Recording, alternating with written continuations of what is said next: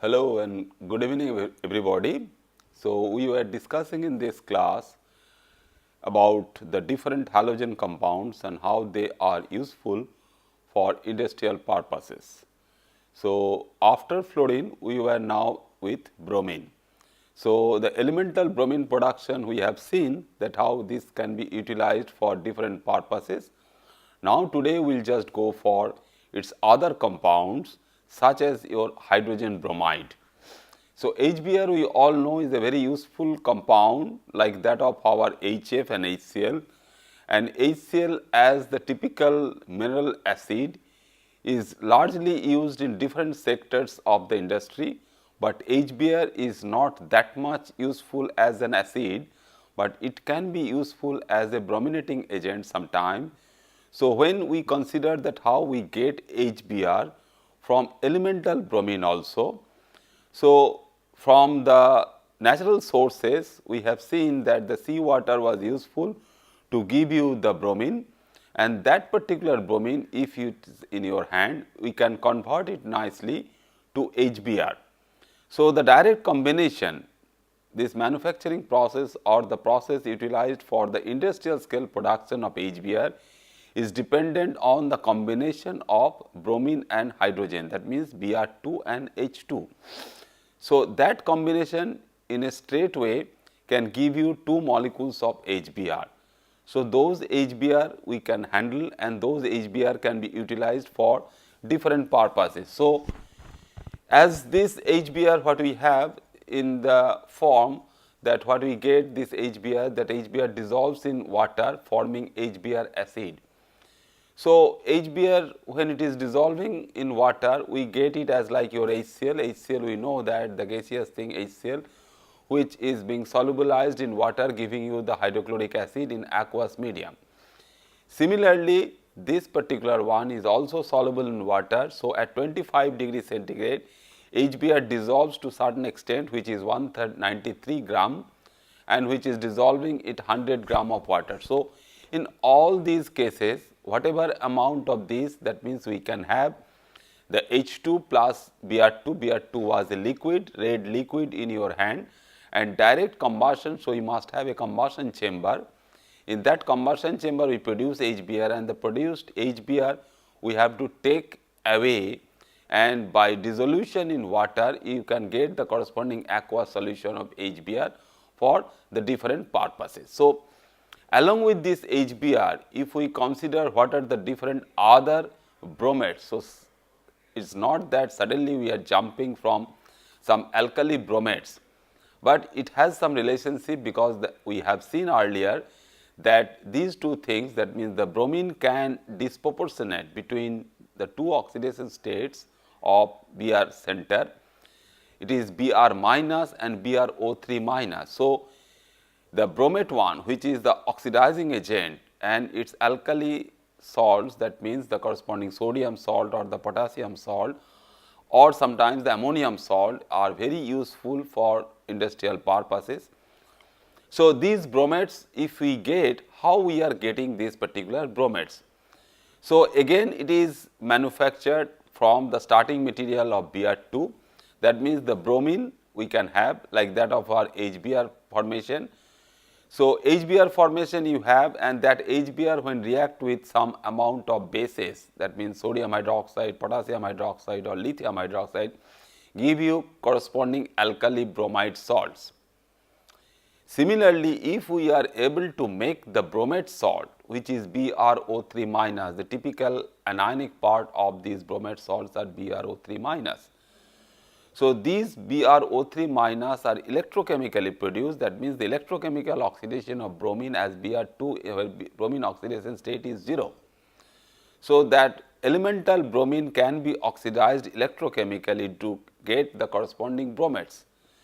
So, in a typical fashion what we see that the reaction of these in a electrochemical fashion, that means sodium bromide we get it from HBr. HBr on reaction with other thing, that means starting from your sodium hydroxide to sodium bicarbonate to sodium carbonate, it gives you the sodium bromide as the typical salts. So, the alkali bromide salt, when it is dissolved in water, again like that of your HBr, is soluble, is highly soluble in water, and that aqueous solution we just try to go for electrolysis. So, the electrolysis of this particular one, and what we see that the entire amount of bromine as Br minus, so the bromide ion.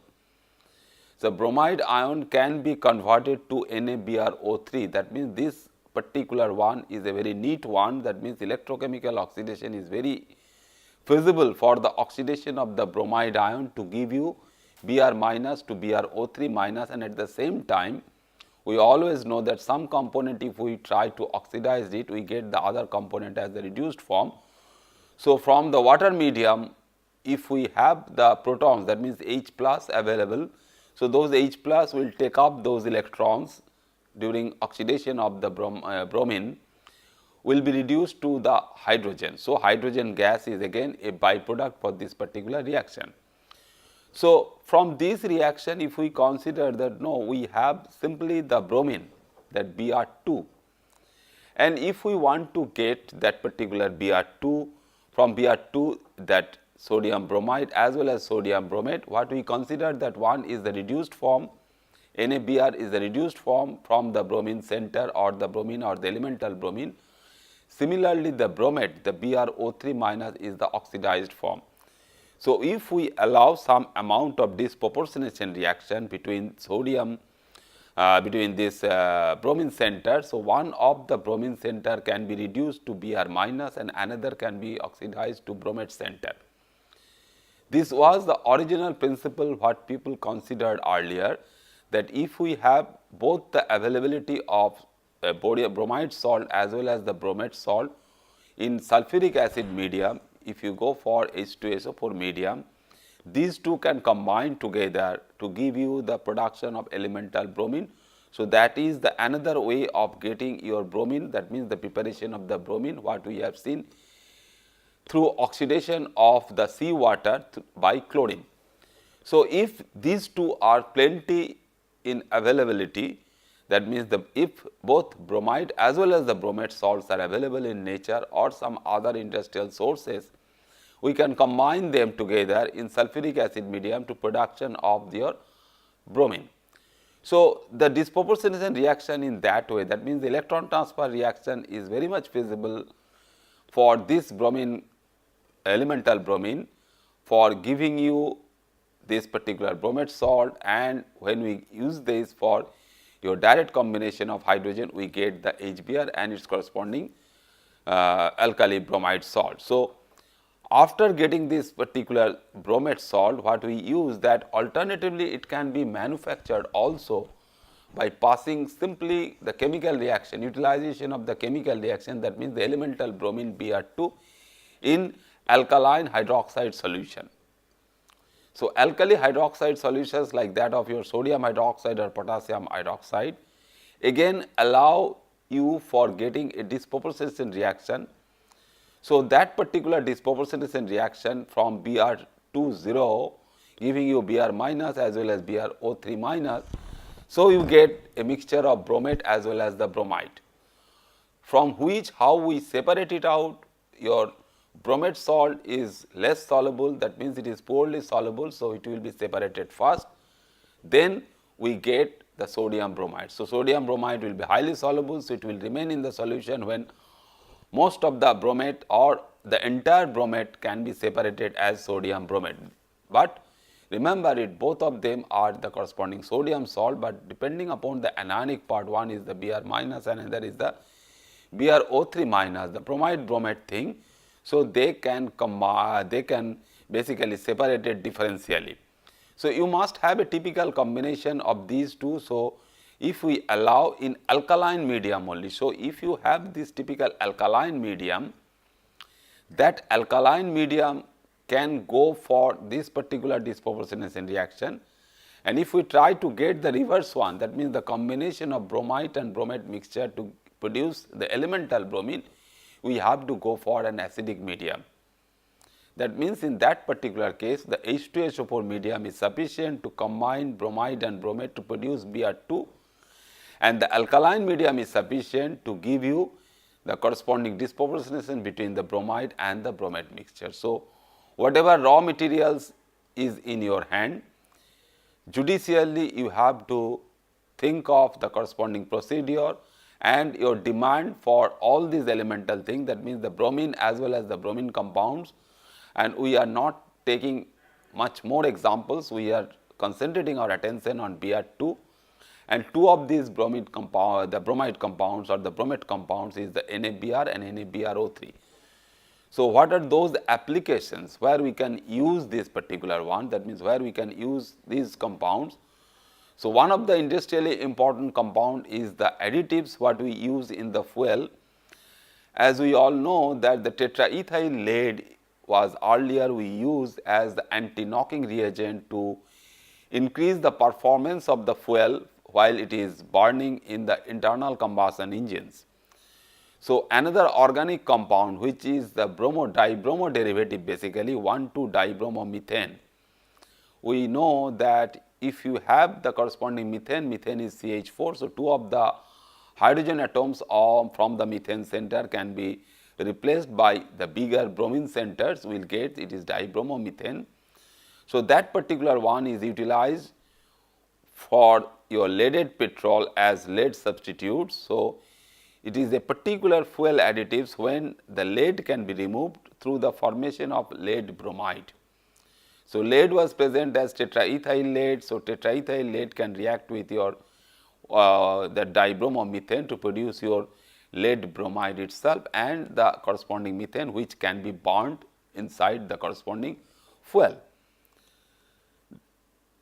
Then we can see that the some of the important brominated compound as the fire reducing agents or fire retardants.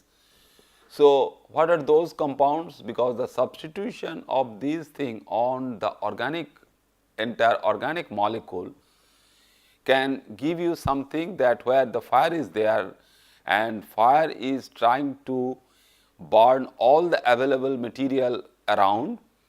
That means, if you have only the hydrocarbon part, that means any fuel or simple methane or ethane or any other hydrocarbon, it will burn very quickly such that you can have the corresponding burning for destruction of your CH bonds or CC bonds, giving you the production of the corresponding water molecules from the hydrogen of the hydrocarbons and the carbon monoxide initially and finally carbon dioxide for the production of all the carbon oxides. But if you use some brominated diphenyl ether, what is that? Is a very simple. You have the diphenyl ether, we all know ethers are ROR. When you have two of the phenyl rings attached, that means PHOPH is the diphenyl ether. So, is a bulky one and which should not be very fire friendly, that means it is not very easy to burn it very quickly. So, the brominated form of these, that means it is further brominated also, and this particular compound it has a huge industrial demand also as a fire retardant agent. Currently account the largest number of bromine chemicals what industry produce for us. Okay. So, why this particular one is very useful is that the ease with which the CR bond can be broken, which basically produce the organobromide compounds which are very useful material as the flame retardant. So, if you break the CBr bond of the diphenyl ethers which is brominated, so the intermediate compound what we get basically after the removal of the bromine, so that organobromine compound basically can destroy the supply of the corresponding fuel and can reduce the corresponding flame or the fire. Another example of these phenol based compounds, because these are all very much important and industrially those are very important and they are basically value added compound in terms of the bromine addition to the organic molecule or the organic chemicals. One such is further bromination is the tetrabromobisphenol A. This is a typical variety of that. So, is a bisphenol compound, and that bisphenol compound we all know that is what is phenol, and you can have two of these, a bisphenol compound, and which is basically substituted in 4 different positions for your bromine incorporation. So, it is basically coupled together with this particular center, where is the carbon center you have, that means it is not CH2, but dimethyl C. So, dimethyl carbon is there. So, it is 2 methyl function as the carbon. So, dimethyl carbon attach phenol unit from the para positions, and further it is substituted for its 4 positions of CH, CH, CH, CH by CBr, CBr, CBr, CBr. So, this compound is mainly used for as a reactive component or the starting material or the component for polymer formation. So, it is a reactive component of polymers by incorporating into the polymer backbone. So, bisphenol polymer we know, and if we try to improve the property of that particular polymer, we incorporate a proportionate of this bromine derivative of bisphenol. So, this bromine derivative of bisphenol along with the original one, which is not bromine derivative of bisphenol compound, through polymerization give you a variety of or a new type of polymeric compound. So, the lower grade of this TBPA, so this TBPA which is not highly pure basically, but the cost of production of that particular TBPA is less, which can be very useful in preparing the epoxy resins. So, it is not a simple type of polymer, but making of epoxy resin is useful, and in the electronics industry it is basically used in the PCBs, the printed circuit boards. So, you see we know how, because it is basically in the domain of polymer industry, but we are not talking all these things, but it is utilization, how you use the brominated compounds, because we are talking in terms of the consumption of bromine, the production of bromine and the bromine derivative of these things. So, if you have elemental bromine and you know the procedure how your methane can be brominated, only the techniques you should know, how methane can be brominated, how your bisphenol can be brominated or bisphenol can be brominated. So, the bromination technique will give you the starting material where the bromine can be consumed to a large extent for making these new compounds for very useful industrially important materials. So, but is used it is controversial because these are persistent pollutants. So, not only your bisphenol compound or the bisphenol A compound, because we always try to restrict our use of this polymeric compound, because it will not be destroyed in the environment, it will remain in the environment for many years. So, the brominated variety is also, because once the compound or the polymer is available, we throw away the compound after use or after rejection. It is the burden of the environment. So, basically it is a controversy, but if we take a proper precaution, bromine can also be utilized very nicely for making all these useful compounds. Then they are also useful in another area which are known as your fumigants or biocides. Biocides, you know that how you destroy the biologically available different dangerous things, that means the corresponding one, the herbs which we do not require. For that purpose we have to make through bromine ethylene bromide, and that ethylene bromide obtained by the addition of simple bromine addition to your ethylene molecule. So, the direct addition, so is the typical addition reaction of bromine through on the carbon-carbon double bond. So, is also a commercially important procedure as a component of leaded gasoline. So, ethylene bromide again like that of your dibromomethane, we add it as the corresponding leaded gasoline component for your improvement. It was also a popular fumigant as agriculture. So, not only your addition to the gasoline material, but ethylene bromide is also a fumigant in agriculture, because in agriculture we sometimes we spray all these things displacing the original one. Original one is 1,3-dibromo-3-chloropropane. So, it has a overburden of not only 2 bromine centers, is a dibromo plus 3-chloropropane molecule. So, is less harmful compared to this compound DBCB, that we use simple ethylene bromide which is only bromine based. Then we can move to making some dyes. Dyes we all know that which is a very useful color absorbing material, and dyeing industry span from textile to your paper industry to cloth industry, and everywhere we can have the dyes. So, the dyes which are nothing but your brominated dyes. So, indigo, we know that indigo earlier it was naturally produced, we produce indigo from agricultural sector, but during this particular knowledge that we make this indigo dye in the laboratory. So, that is useful, we know, for our textile industry, that blue color of the indigo we put on the jeans material. Then to improve that material for its life or for its utilization for its industrial processing, which is useful for your textile material, we can go for its bromination. So, what we should know? We should know a little bit that what is indigo and how indigo can be brominated, and that indigo bromination can improve the quality of that particular dye.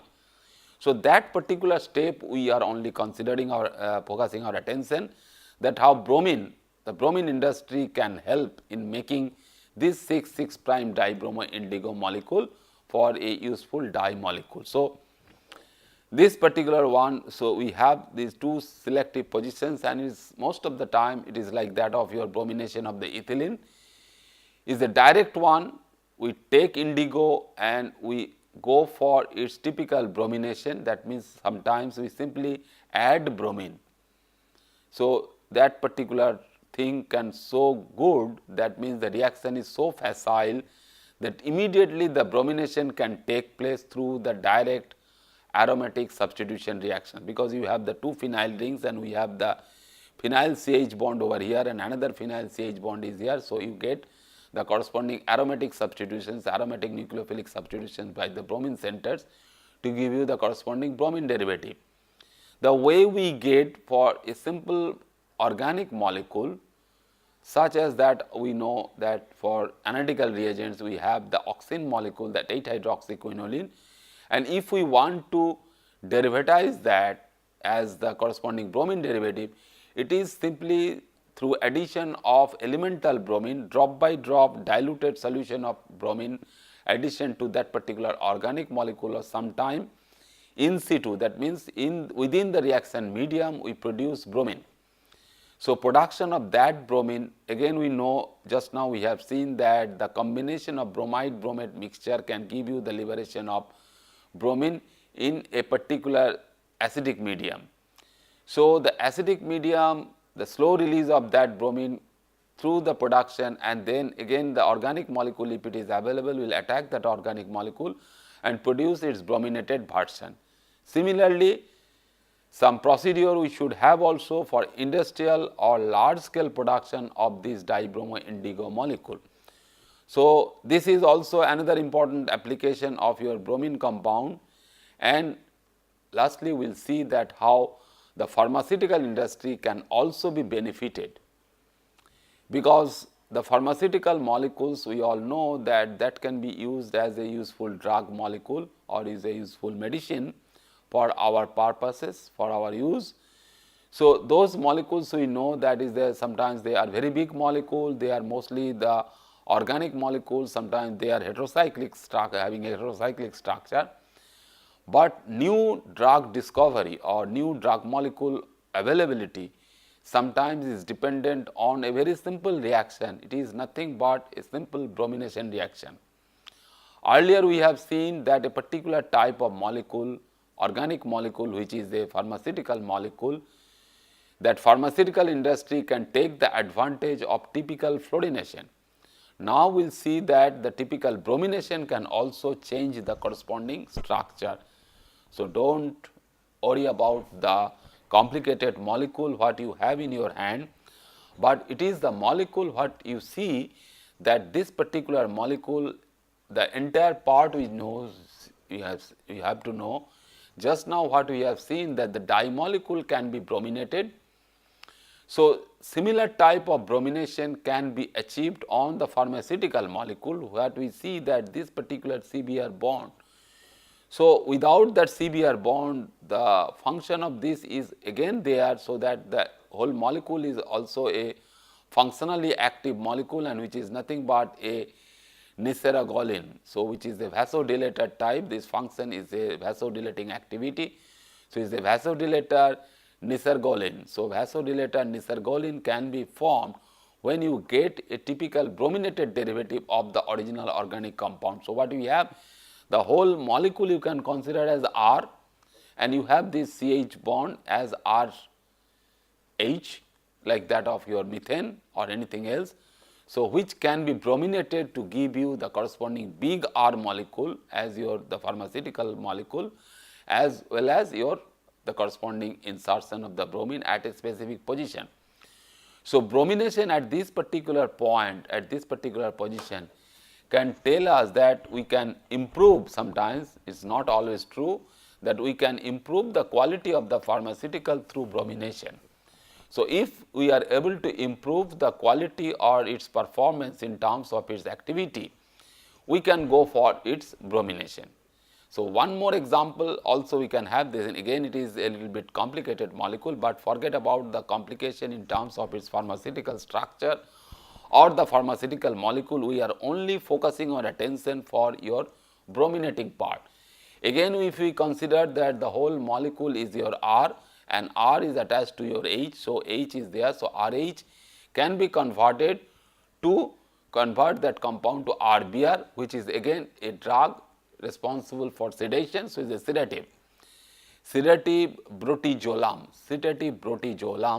and that sedative molecule is again obtained through bromination of the corresponding part, which is the corresponding thiophene ring. It is the heterocyclic ring. So, the thiophene ring here you have the pyridine ring at one end.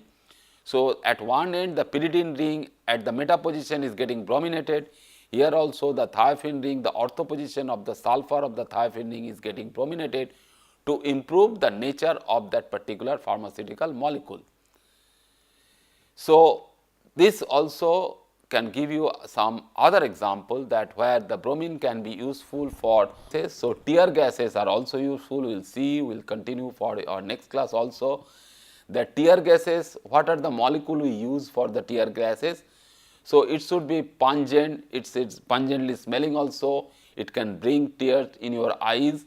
So, people discovered this molecule, that the very simple molecule which are of only simply bromo derivative, is not the bromoform, it is not the other bromo derivative of any other small compound, but we know that acetophenone molecule has not such effect, or only acetone. So, if we have in our hand the only acetophenone molecule and acetone molecule, and if we are able to brominate them through the use of the elemental bromine, we get the typical application of there as the tear gases. So, this is nothing but your tear gas smoke, and that tear gas smoke is basically is available. So, this is the cell. When you break the cell, it is basically the fumes that people will simply move away from there to avoid that particular fumes. Then it is also useful for some inhalation anesthetics, which is 2-bromo-2-chloro-1,1,1 trifluoroethane. So, is one basically is 1,1,1 trifluoroethane. So, fluorine is there, chlorine is there, and bromine is there. So, it is a little bit complicated molecule, and that molecule is therefore is very important, because what we see that in this particular case, once you have and the halogens, because we are talking after fluorine the corresponding use of your bromination. So, you have fluorination, you have chlorination, and you have further at the end if possible the bromination. So, this complicated molecule, it is again possible to make, and through inhalation anesthetic molecule. So, this anesthetic molecule again is possible to make through the introduction of your compound as its corresponding bromine derivative. Next, the next class will continue basically for the third the molecules, that means the elemental thing, the third elemental thing is your iodine and iodine compounds. So, when we talk in terms of the iodine and iodine compounds, the iodine compounds are completely different if we have some little bit of experience of knowing that what iodine compound is. So, we have the fluorine as the corresponding gas molecule, then bromine as the liquid, but iodine in its room temperature laboratory condition, it is present in the solid form. So, it is sometimes very easy to make it, that particular iodine molecule, easy to store it, and sometime we will find is also a very useful reaction in terms of its reactivity with the different materials. So, the sector, industrial sector, which is producing large amount of iodine, can make more and more new compounds which are also very much useful industrially. Thank you very much.